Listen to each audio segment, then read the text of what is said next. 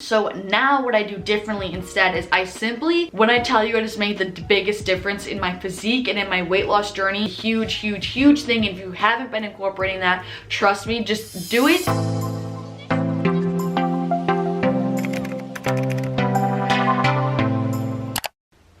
Hi you guys, welcome back to another video. If you are new here, I'm Olivia, and for today's video I really just wanted to sit down with you guys, throw some facts, throw some strategies on how to effectively lose fat. The reason I started my whole fitness journey as a whole was because I really wanted to gain weight and gain muscle and all of that, so I never really struggled too much with having excess body fat. I never really had to go through a cut to get back to my normal set point. The only time I cut was to get super shredded, so it never was more so because I just wanted to feel more comfortable within my body, if that makes sense. So within this past year, I actually did struggle a lot with actually trying to lose the excess body fat, and last summer I actually did start a series. If you are new here, if you're a super OG, you know what I'm talking about. If you are new here, I did try to do a cutting series last summer and it wasn't very successful, which now makes sense as to why that was. But I currently have seen a lot of success with weight loss the past 3 to 4 months. I actually have lost anywhere from 8 to 10 pounds, which was actually my goal last summer, which is crazy to me. I just want to take the time to reflect and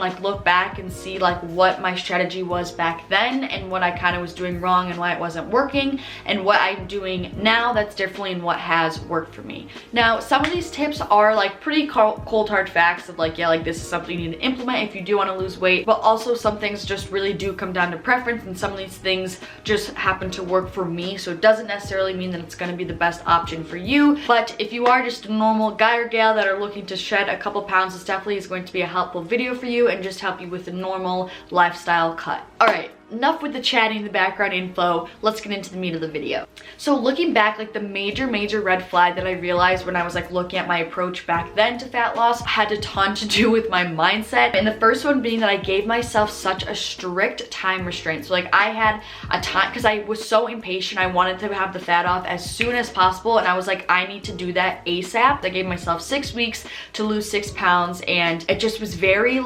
harsh, restricted, a very harsh regimen. And at the time I thought that's what I needed. I thought that was gonna make me stay accountable, and I thought I just needed a set plan that would get me from A to B. Now again, for some people, I guess this could work. This could work. Some people do work better under pressure, under a time constraint. For me, that was I realized how awful that was for my mentality. I can't exactly put my finger on why that is that way for me, but as soon as I lifted off that time restraint and I said, okay, I'm accepting of my body right now, I don't care how long it's gonna take for me to get this excess weight off. I trust myself and I trust my processes that I will be able to get the weight off in the future, but I don't even care when it is, because I love myself right now and I'm here for the ride until I get there. That whole mindset shift helped me a ton, and it really just rid myself of the feeling of rush and of pressure, and in turn it really helped me to be less stressed about the process as a whole, which obviously is a huge component when it comes to weight loss, because the more stressed you are, that spikes your cortisol hormone, which, if you're more curious, do more research on your own.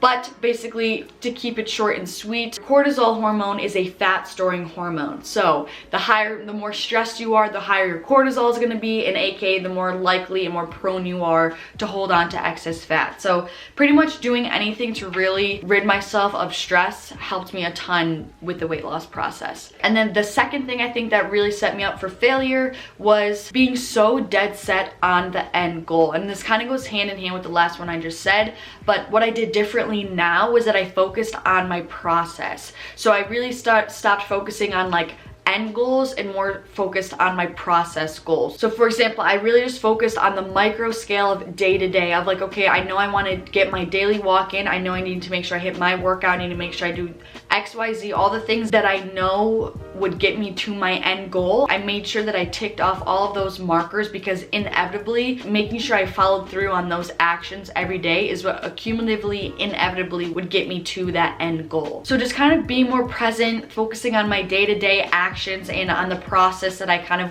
planned to implement in order to get to that fat loss goal, and just going with that. I stopped picking myself apart in the mirror. I stopped looking for progress every single day to see if I made it to the end goal. I just stopped doing that, because again, I was I don't care. I'm gonna get there at some point. It doesn't have to be today and it doesn't have to be tomorrow. So I'm just gonna be present and like love and accept myself, who I am and what I look like right now, and just be here for the journey. Then the third thing that I did wrong was I had no emphasis on water intake. That wasn't even like a variable in my weight loss plan last summer. I didn't even think about water intake. I never prioritized it or anything like that. Now that's like one of my main components in my weight loss strategy, if you will, right now.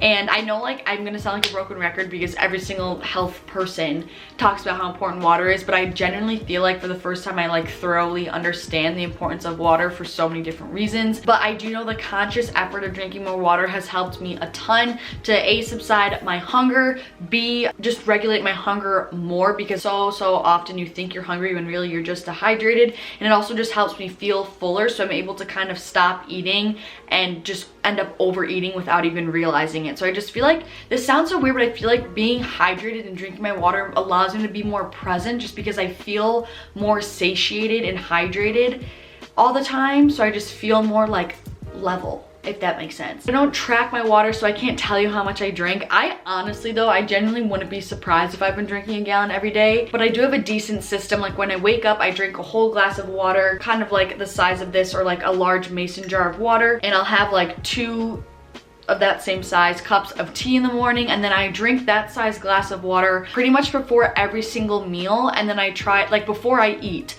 I will have a whole glass of water, and I'll try to have one as I'm eating as well, and just really make sure that I'm drinking as I am eating, and just kind of like slowing down the whole process and like making sure I'm getting my water in. But you just gotta do it, just trust me. Drink more water. All right, now the fourth thing that I did, this kind of goes in hand with the last one I just said, that I tracked my food. Now, this again is one of those things that I was talking about in the beginning of the video. Some people tracking food, tracking their macros, and MyFitnessPal, tracking how many calories they eat, helps them so much, helps them stay accountable, helps them be more knowledgeable of what they're eating and just more aware. That's great, that's awesome. Like, I genuinely have nothing against counting calories or macros. Do whatever works for you. For me, I didn't think I'd be the type of person that like wouldn't respond well to tracking, but I've realized I'm 100% a person who does not respond well to tracking macros. I don't know what it is. I think I get so hyper focused on my goals. So like the fact that when there's like, I see my food like that, I'm not even able to listen to my body or read my body in the slightest. I constantly am only concentrating on the numbers that I see in MyFitnessPal. And it definitely made me stress out more about my food as well, and just like kind of have a more like micromanaging relationship with food. So now what I do differently instead is I simply just eat until I'm 80% full.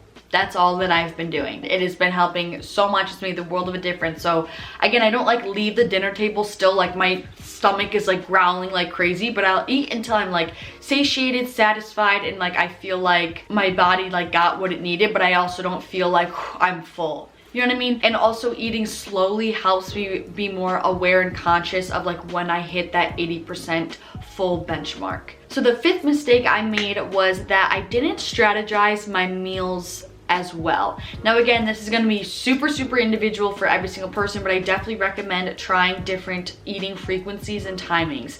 Now, for example, for me, what I did last summer is I definitely was eating anywhere from like 3 to 4 meals a day. Again, for some people, that's swell, that works so well for them, really complements their hormones and how everything works in their body.